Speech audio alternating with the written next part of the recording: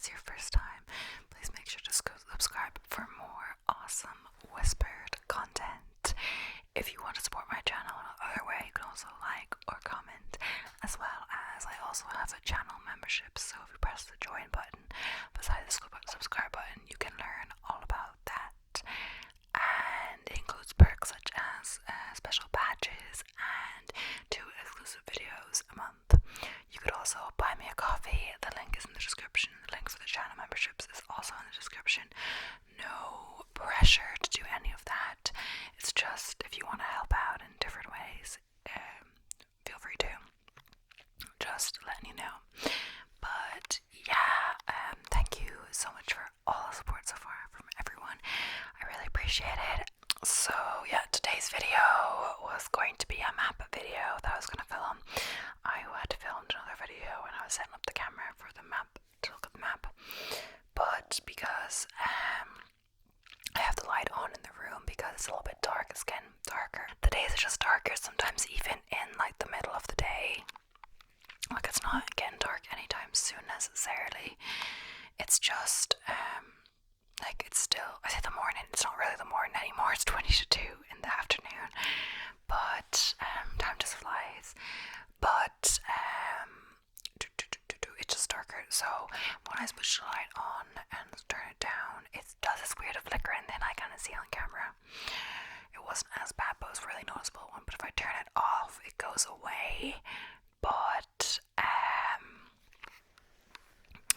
it's, you can't really see it that well, and I can't hire the ISO. It doesn't make much of it, doesn't really make difference. So it's kind of too dark for the map video. But if I put the light on, it's flickering, and for some reason it's not flickering on me. So I think the flickering is annoying. So I think I'll do it on a better day when I have the light off.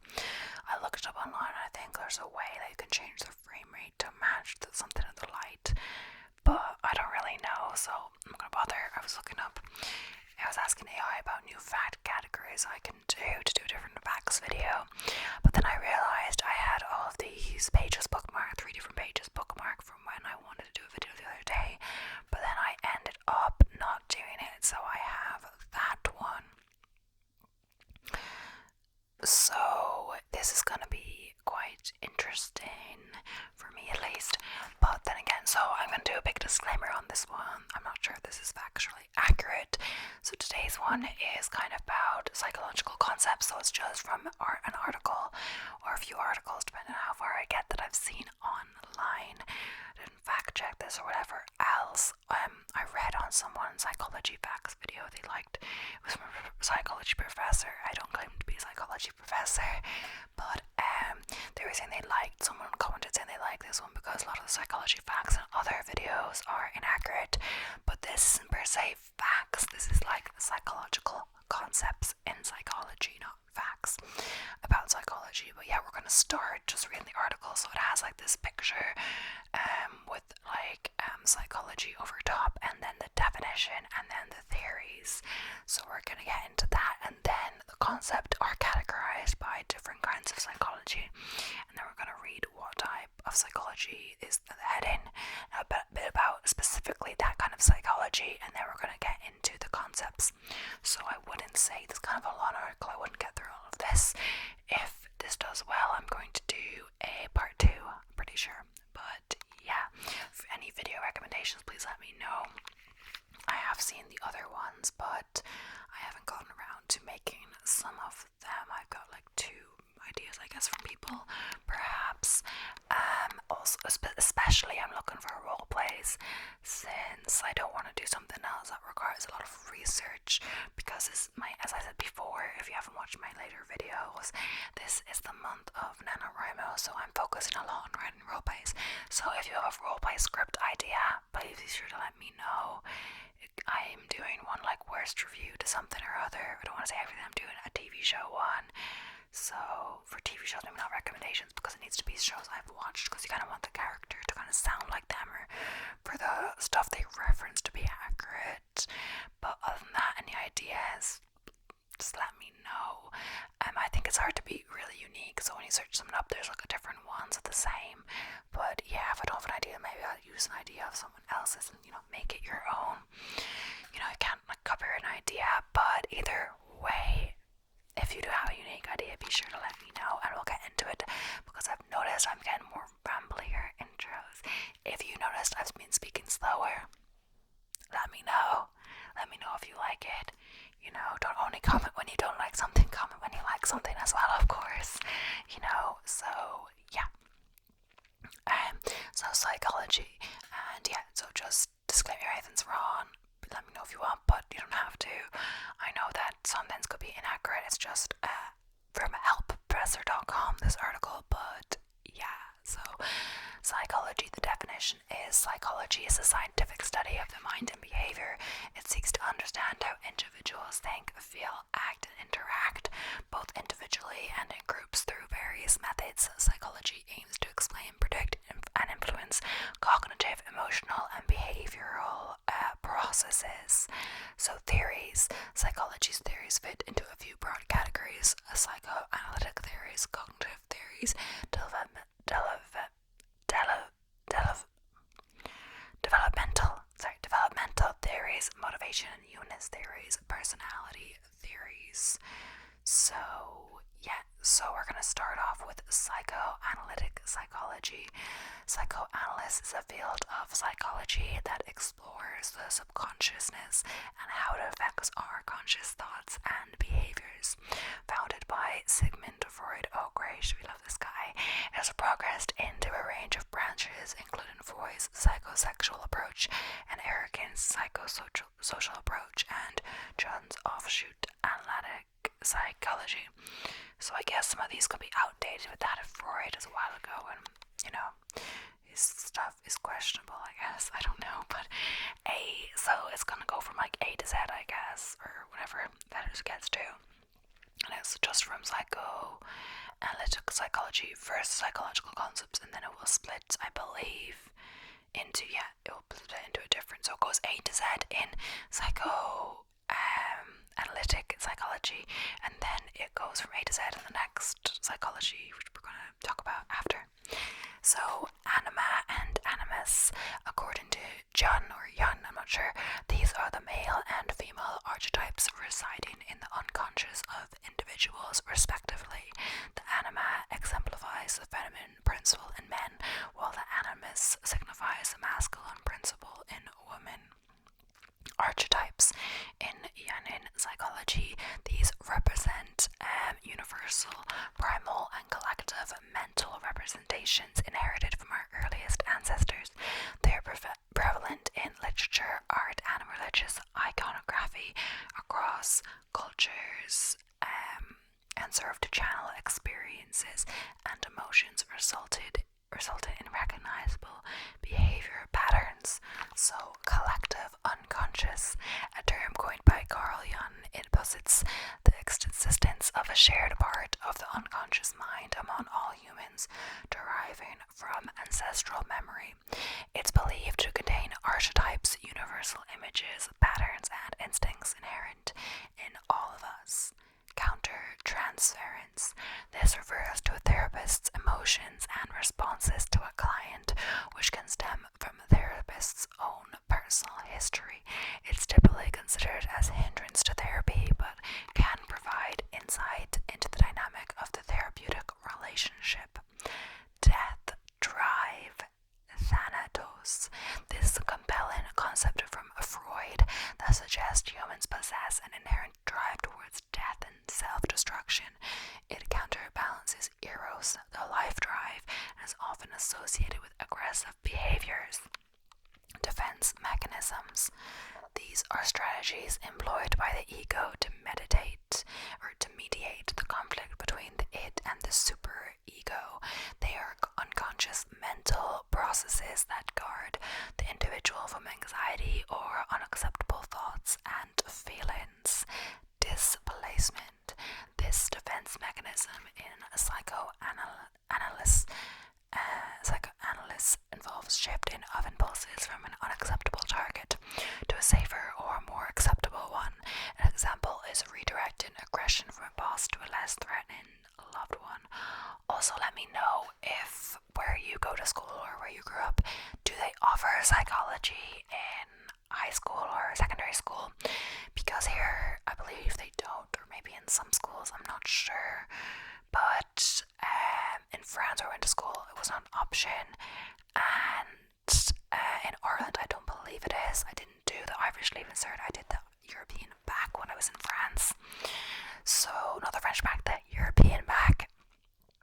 So it's different from the international back. There's so many, but it wasn't. But when in the UK, there is psychology as like an A level, maybe a GCSE A level, and so you do that in school. So you kind of learn about the stuff in school. So it's interesting how many people choose to pursue psychology as a degree, but I feel like in a lot of schools it's not psychology. But do let me know if you have that in the US. Because other than that, they just kind of have to learn about them. Of course, people pursue subjects that aren't taught in school, but it's interesting how people go to do that, doing something completely different, learn from scratch. And of course, you can learn some stuff on your own, but yeah, some of this is sounding familiar. Of course, I've done Freud. I think I did Freud in school a bit too. I think it was related to philosophy as well. But and I did some psychology later. But yeah, so dream analysis is the key technique in psychoanalysis that interprets dreams to unearth unconscious desires or concerns. Freud viewed dreams as the royal road to the subconscious, conveying unspeakable desires. Electra complex. This concept proposed by Carl Jung is the female counterpart of the Oedipus complex.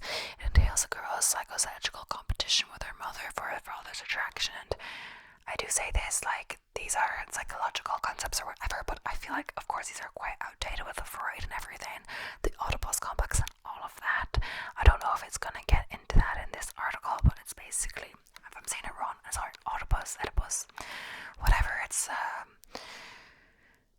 Freud's thing that men have a desire to have a competition like with their father, and they have a desire for their mother, and it comes from like the Greek mythology, I believe. Oedipus, I'm not exactly sure, but in a fight on the road, I believe it was a fight on the road, he or Oedipus, something, there was a tale or something. I think there was a tale that something was going to happen, so they abandoned him at birth so that wouldn't happen. But still, when he was, whatever, he came across something on the road, his father on the road, and they get into a quarrel and he killed him, and it was secretly his father, and then he married his mother accidentally because it was his mother and all of that. But and so then the prophecy ended up coming through anyway. I'm probably saying that wrong, but forgive me, it's been a few years, but I have read the play, I believe, yeah. But yeah, so Erickson's in advanced English. So Erickson's stages of psychosocial development. This proposes a lifespan model of development comprising 8 stages from infancy to late adulthood.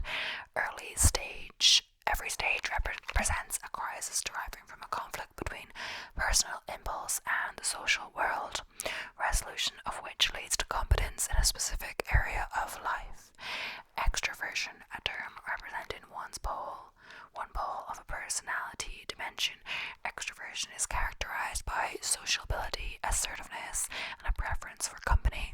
Extroverts are energized by social interaction. Free association, a method employed during psychoanalysis. It involves the patient speaking freely from memories, dreams, or thoughts. It's a tool that helps uncover repressed feelings and experiences. Freudian slip is an unintentional error, verbal or memory, which unveils repressed feelings or thoughts. According to a Freudian theory, these slips hint at the workings of the subconscious mind. So id, ego, and superego, these are the 3 agents comprising the psychic apparatus defined by Freud. The id is driven by primitive desires, the ego moderates between desires and reality, and the superego acts as the moral compass. Now, introversion, the opposing trait to extroversion in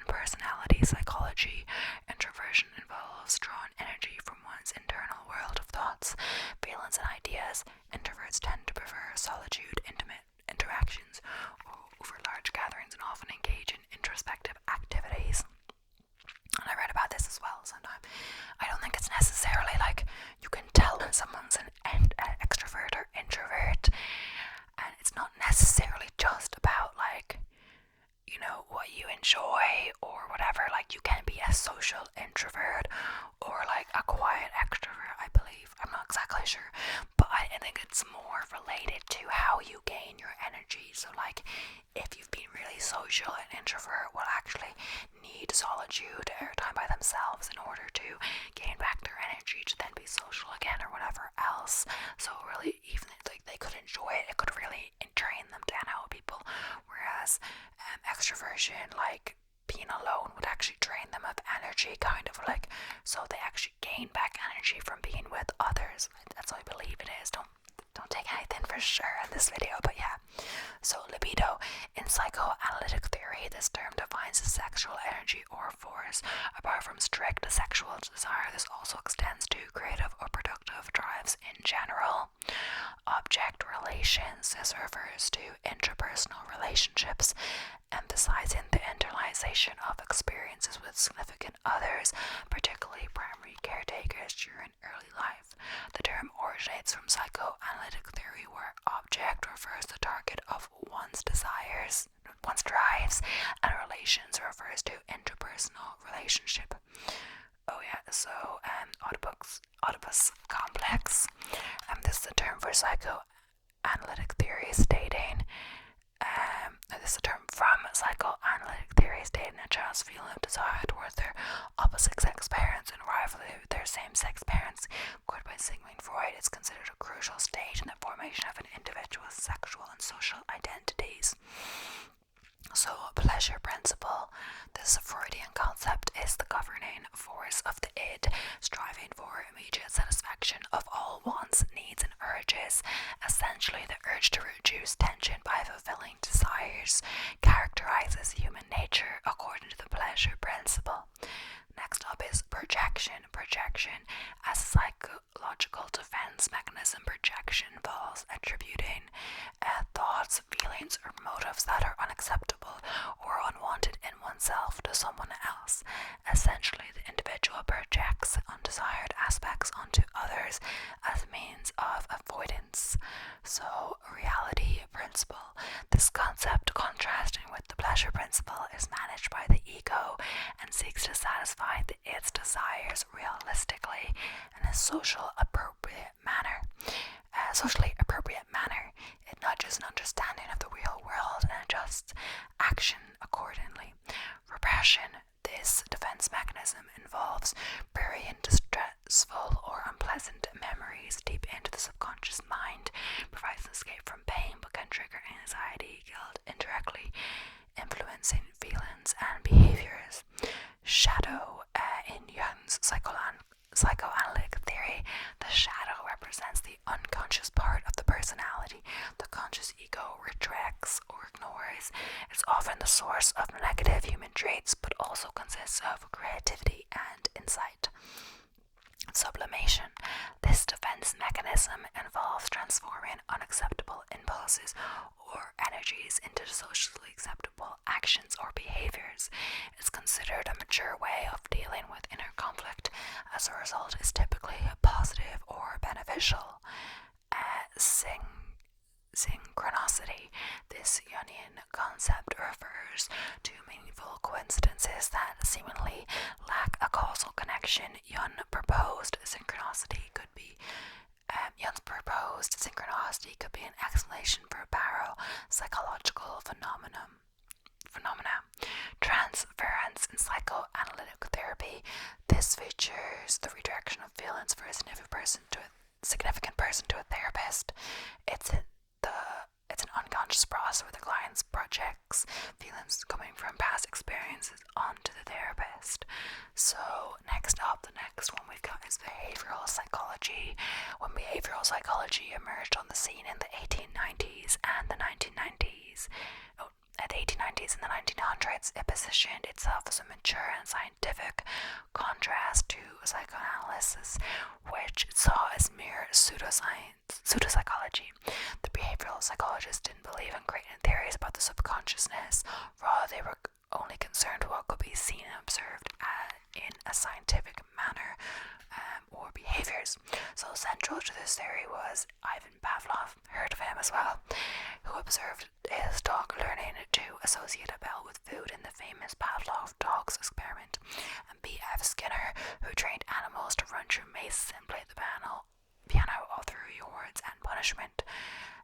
Below are some key concepts from this subfield. So aversion therapy. This is a behavioral treatment technique used mainly to cease harmful habits and behaviors. It employs negative stimuli paired with the behavior to create a revulsion and thus condition the individual to avoid it. Behavior chain. This denotes a sequence of responses where each act serves both as a condition for the next and the result of the previous one. It's a structure where one behavior leads to another, creating a chain of actions. Behavior modification.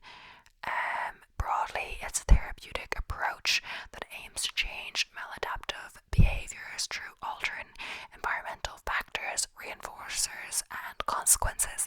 It employs techniques derived from operant and classical conditioning, as its roots in behaviorism. So, classical conditioning, a process envisaged by Ivan Pavlov, it involves a forming an association between two stimuli. The former neutral stimulus becomes a conditioned stimulus, evoking a conditioned response after repeatedly pairing with an unconditioned stimulus that naturally elicits an unconditioned response. That sounds very confusing when you say it like that. So, the former neutral stimulus becomes a conditioned stimulus. I don't know exactly. That sounds confusing when you say it, but basically it was like the dog thing was that, every time the dog heard the bell, it got food. So the dog would start to associate the bell with food. So even in the absence of food, the conditioned response, I believe, was them salivating. Even when they didn't get any food, when they heard the bell, they'd associate with food and they would salivate. So that's why I believe it was conditioned to associate a neutral stimulus, such as a bell, with the reflexive response, the salivation, where really pairing the two stimuli together. So in the end, you don't need the food to get the response. Anyway, continuous reinforcement. This is a reinforcement schedule where each occurrence of a specific behavior is reinforced. It's a simplest schedule where reinforcement occurs every time the desired behavior happens. Counter conditioning, a therapeutic technique used to replace unwanted responses to stimuli with desired ones. It occurs when an individual associates something feared or avoided with positive outcomes, effectively undoing the condition. Extinction. In conditioning, this refers to the progressive decrease and disappearance of a conditioned response, or occurs when the association between the conditioned stimulus and conditioned response weakens due to the absence of reinforcement. I think that could be that, if the dog hears the bell enough times without getting food, it's going to stop doing that response salivation, because they're not expecting the food anymore because they haven't gotten it, I think, yeah. So the bond weakens, So fixed interval schedule. This reinforcement schedule delivers reinforcement after a certain fixed interval of time following the desired response. Here the behavior increases as the time for potential reinforcement nears. Fixed ratio schedule. This is designed to reinforce behavior after a fixed number of responses. Responding occurs at a high rate provided the number of behaviors required is not excessively high. Habituation. This instinctive learning process involves decreased response to recurring stimulus. Essentially, organisms become used to stimuli through repeated exposure and respond less. Motivating operations. Motivating operations are environmental variables that alter the effectiveness of a reinforcer and the frequency of behaviors that have previously been reinforced by that stimulus. So, negative punishment, a type of operant conditioning. It involves subtraction of something desirable to curtail undesired behavior. For example, to child misbehaves. Negative reinforcement. This aspect of operant conditioning strengthens behavior through removal of a negative condition. For instance, taking painkillers, behavior to alleviate pain. Negative condition. Observational learning or modeling. Albert Bandura theorizes this process where individuals learn by observing others' behaviors. Model involves imitation where behaviors are copied based on the perceived consequences to the model. So, kind of like you're meant to do, act as you want your children to act, or like the ad. So, if you want your children to eat vegetables, obviously they're not really going to want to eat vegetables if you're eating. You can't expect your children to want to eat vegetables when you're eating chocolate in front of them, or you can't expect your children to want to eat vegetables if you don't eat vegetables. So you've got to eat vegetables and enjoy eating vegetables and be like, yum, these are so good. So your kids want to try them, and they learn by watching you, and maybe oh, my mom is eating vegetables, I should do, I don't know, whatever like that. So operant conditioning. This is a learning method which manipulates the consequences of behavior as an incentive for response. Is divided into reinforcement, strengthening behavior, and punishment, weakening behavior. Partial intermittent reinforcement. Here only some responses are reinforced, making the behavior more resistant to extension. This can occur on a variety of schedules, including the fixed and variable schedules based on ratio or interval. Positive punishment. This aspect of operant conditioning weakens the probability of a behavior by adding an undesirable consequence. For example, an individual receives a parking fine, addition of a negative element for parking illegally behavior. So positive reinforcement. This principle of operant conditioning strengthens a behavior by providing a positive stimulus or reward as a consequence. For instance, breaks can reinforce the act of completing homework on time. And what is this consequence? It kind of sounds like consequence is bad, but not always. As a consequence, of doing your homework, you get a reward. So, it's positive. But yeah, pre-Mac principle, an idea from behaviorism, it dictates a more preferred activity can reinforce a less preferred one, known as Grandma's rule. First you work, then you play. It encourages a good behavior with the promise of a desired reward. Shaping a conditioning paradigm, it gradually teaches new behaviors through reinforcement of successive approximations towards desired outcome. Thus it shapes the behavior, bringing it close to the desired final act. Stimulus discrimination, a differential process in learning and conditioning, enables individual to distinguish between similar stimuli. The organism learns to respond differently as only one of the stimuli is consistent with the conditioned response. Stimulus generalization, contrary to stimulus discrimination, describes a situation where similar stimuli elicit the same response. For instance, a child conditioned to fear a specific dog may start fearing all dogs. Okay, so systematic desensitization, a behavioral therapy technique designed to reduce phobias and other abnormal fears. It entails a gradual process where individuals face the feared object or situation in a safe and controlled way until anxiety declines. Is that similar to exposure therapy? Maybe, I'm not sure. Token economy, a positive reinforcement strategy in behavioral therapy. Using tokens as rewards for appropriate behavior, collected tokens can thereafter be exchanged for desired rewards or privileges. Variable interval schedule. This reinforcement schedule provides reinforcement for the first response after an inconsistent period. It causes steady, moderate rate of response, with the individual unaware of the exact timing of reinforcement.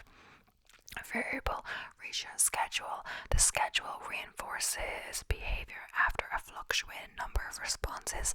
Typically, it leads to a high and stable rate of responding, with the reinforcement always remaining uncertain. So now we're moving on to cognitive psychology. Cognitive psychology burgeoning in the 1950s and onwards. So I'll pivot back to observing what's in the mind, not merely behaviors. But the cognitive psychologists maintain the scientific rigor of the behaviorists, creating theories about how we perceive, store, retrieve retrieve and use information. A key cognitive psychologist was Jean Piaget. Yes, I've heard of him as well, who studied child development, taking scrupulous notes on how they develop in stages, going through developmental leaps as they develop increasingly complex ways of interacting with and learning from their environments. So many of these concepts you may recognize as still highly influential today, especially in educational psychology. So, accommodation. This is a cognitive adaptation process wherein existing frameworks of understanding are adjusted to incorporate new information. It's a part of Jean Piaget's paradigm of cognitive development, anchoring, and adjustment. This refers to a cognitive bias where initial pieces of information are used as reference points for future judgments. Individuals adjust their assessments from this initial anchor, often insufficiently, hence being misled. Assimilation in Piaget's cognitive development theory. This is the process of integrating new information into existing cognitive schema. It's basic to learn and incorporates the novel experience within the prevailing understanding without changing the structure. Attentional resources. This theory asserts that attention is a resource distributed among tasks, cognitive processes complete for these limited resources. Hence, it becomes difficult to adequately concentrate on multiple tasks simultaneously. Bloom's taxonomy. This is a classification of learning objectives within education proposed by Benjamin Bloom in 1956. It's a framework for categorizing educational goals into 6 levels of complexity: knowledge, remember, comprehension, understand, application, apply, analysis, analyze, synthesize, evaluate, and evaluation, create. This hierarchy not only defines intellectual activities, but also supports educators in creating more comprehensive lessons or tests. So, cognitive dissonance, I remember this one. Leon Festinger's theory proposes discomfort arises when individuals face conflicting beliefs or actions. For resolution, they either change their beliefs, acquire new ones to create coherence, or trivialize the conflict. Cognitive load. This term refers to the total mental effort being used in the working memory. It delineates the load related to a specific task, which can impede learning if it exceeds the individual's cognitive capacity. Cognitive map. This is an internal mental representation of spatially arranged elements in the world.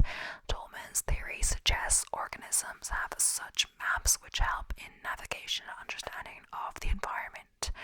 Cognitive restructuring, a core part of cognitive behavioral therapy, CBT. It involves changing negative or irrational thoughts to reduce psychological discomfort. This approach helps individuals counteract cognitive distortions often associated with mental health disorders. Cognitive tool, based on the work of David Jonason. This term refers to any device assisting with cognitive processes such as memory, reasoning, and learning. Examples include mnemonics, mind maps, calculators, and digital technology like learning apps or cognitive training programs.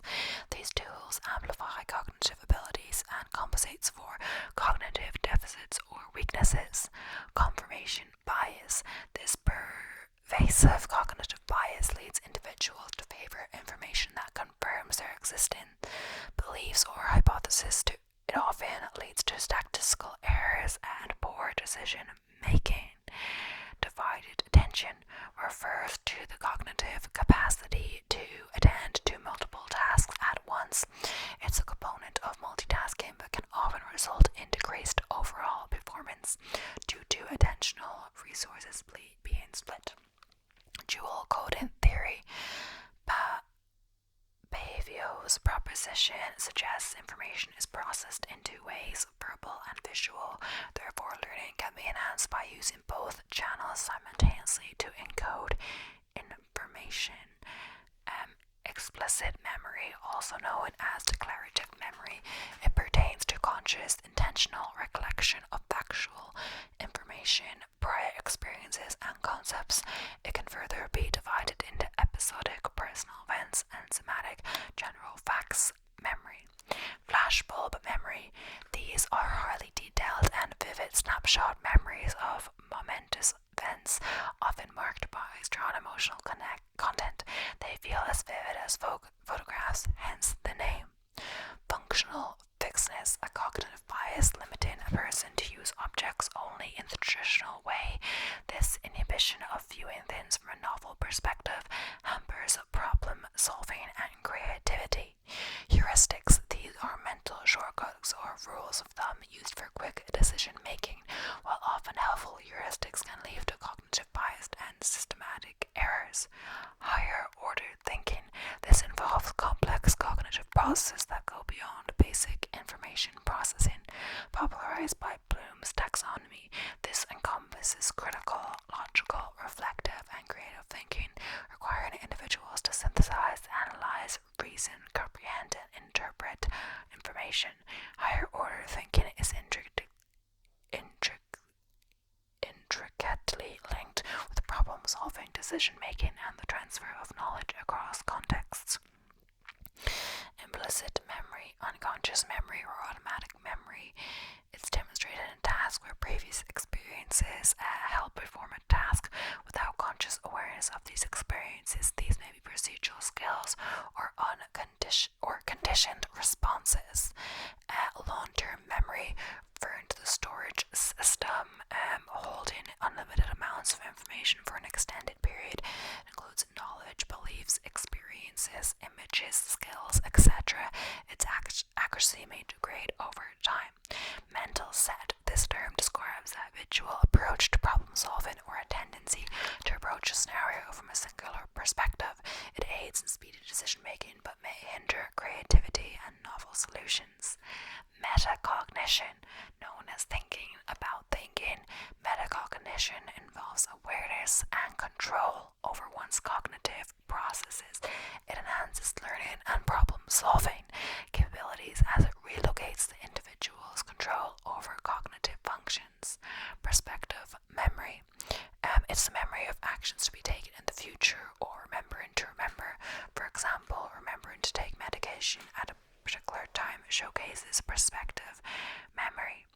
Representativeness heuristic. It's a cognitive shortcut applied when making judgments about the probability of an event under uncertainty. It entails basing judgments on stereotypes or perceived category. Representativeness, often leading to errors in decision making. Schema. These are cognitive frameworks or concepts that help individuals organize and interpret information. Schemas can be beneficial in assimilating new information but can lead to stereotypes if they overgeneralize categories. Script. A type of schema. Scripts are knowledge about specific events or situations and the typical sequence of actions that they involve. For example, a restaurant script associates the events of arriving, ordering, eating, and paying. Selective attention. This cognitive process allows individuals to focus on one particular stimulus while ignoring others. It's a crucial resource given the brain's limited capacity to process information. Working memory, formerly termed short-term memory, working memory engages in processing information held temporarily. It's involved in a higher level of cognitive functions such as comprehension, learning, and reasoning. So that is going to be all for this video. We got through 3 of the 5 psychology categories and the concepts in each one. I'm not sure how even it is. There might be more concepts in one than another, or they could be about even. Who knows? But yeah, let me know if you want more. That's just one list. I also have another list titled 50 Cognitive Bias to be aware of so you can be the very best version of you. And that's like certain biases particularly, so that's interesting. I think that's different. And then there's another one, 17 mind-blowing psychology findings, to explain your choices that you make every day. And I also have this big psychology textbook in my room. And so wait, is that what I usually use? I think that's what I have my computer on my room, my laptop, because it's quite big and I'm not sure if that's what I have it on, but I think that could be honestly funny. But